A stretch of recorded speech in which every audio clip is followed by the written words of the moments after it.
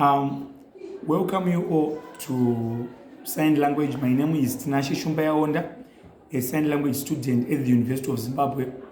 So in sign language, I want to finger spell my name.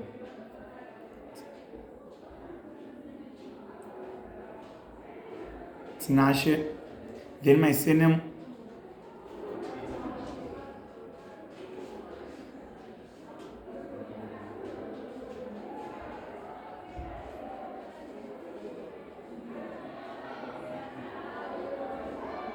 Shumbayaonda. So today I want to talk about sign language alphabet. I will just do half of the alphabet, which is 13 letters from A to M. But before I start, let me just explain one or two things in line with sign language. So sign language is a fully fledged language in the Zimbabwean Constitution Amendment 2013, Section 6. Of all the 16 official languages that we have in Zimbabwe, sign language is also one of them. There's a misconception. People think that people who are deaf, they are disabled.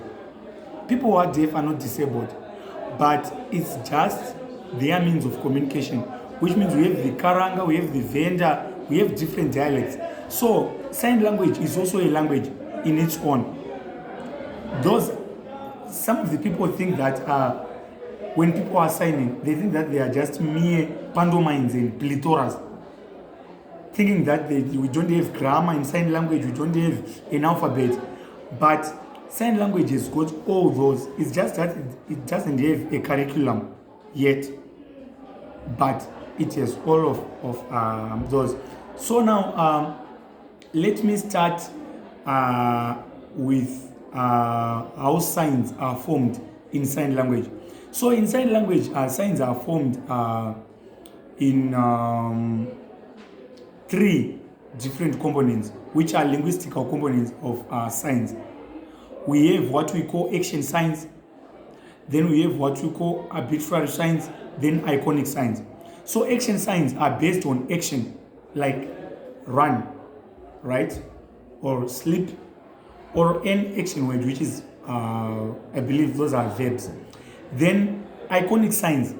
These are signs which are formed with the resemblance of form and meaning, which means there's a strong connection between the form and the meaning. Like mother, you see me symbolizing the breast of a woman, mother, right? Or father, the beard on the chin, right?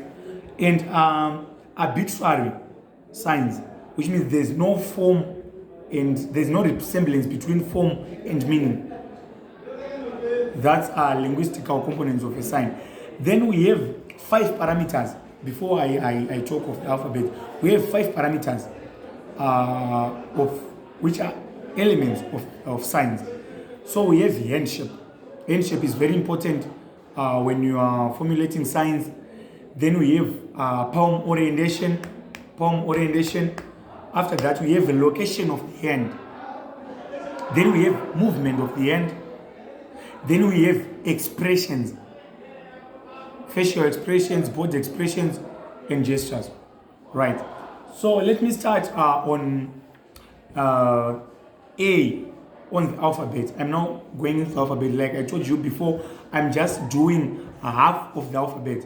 So this is A in sign language. So the thumb now, you see the thumb is either outside or inside. It depends with the variation. Later on, another day we'll discuss about these variations. So this is A in sign language. Then this is B. So the thumb is inside the palm. This is B now. B. Then this is C. It is forming the C shape, right? The C shape. This is C. Then this is D.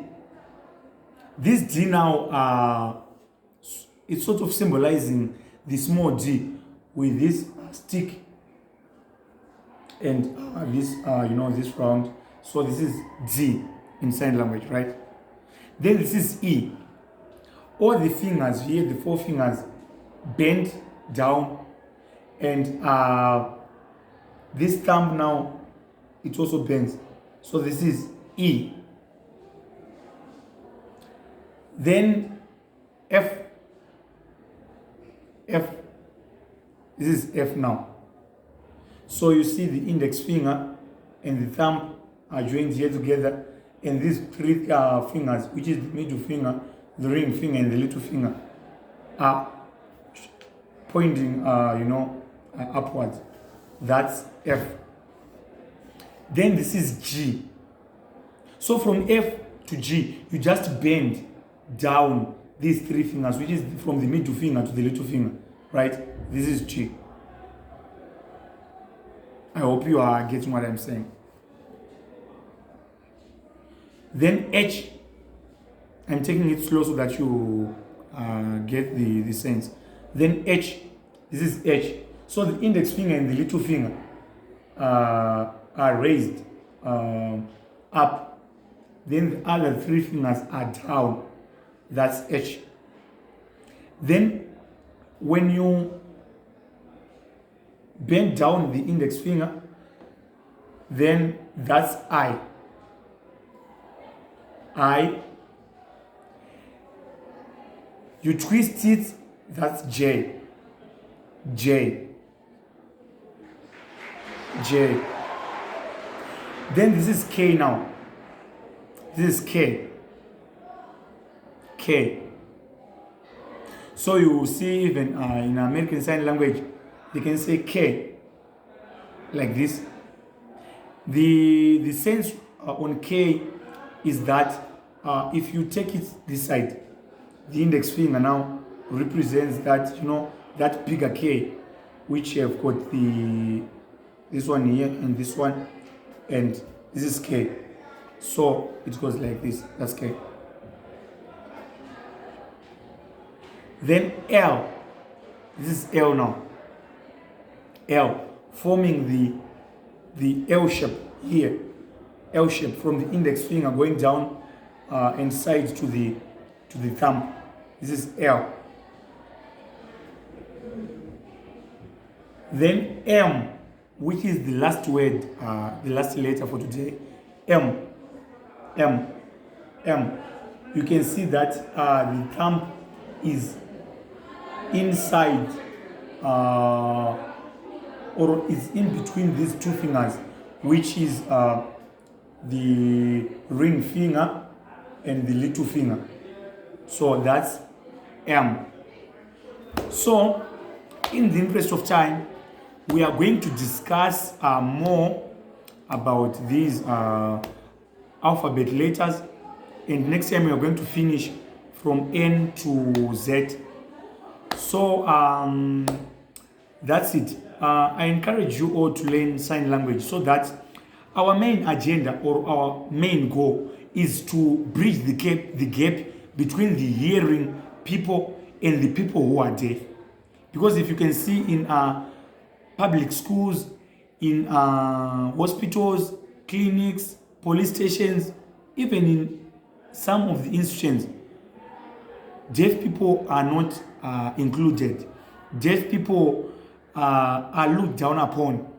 People don't want to identify themselves with people who are deaf. They think that they are disabled. They think that they do something which is weird, and people don't want to interact with them. But we have brought in this idea to advocate for the people who are deaf, so that a gap is bridged between the hearing people and the deaf people. As according to the mantra of our president, His Excellency Comrade Emmerson Dambudzo Mnangagwa, saying leaving no one or no place behind, which is inclusivity. Thank you so much. See you next time. So in sign language we say thank you. Thank you. I love you all.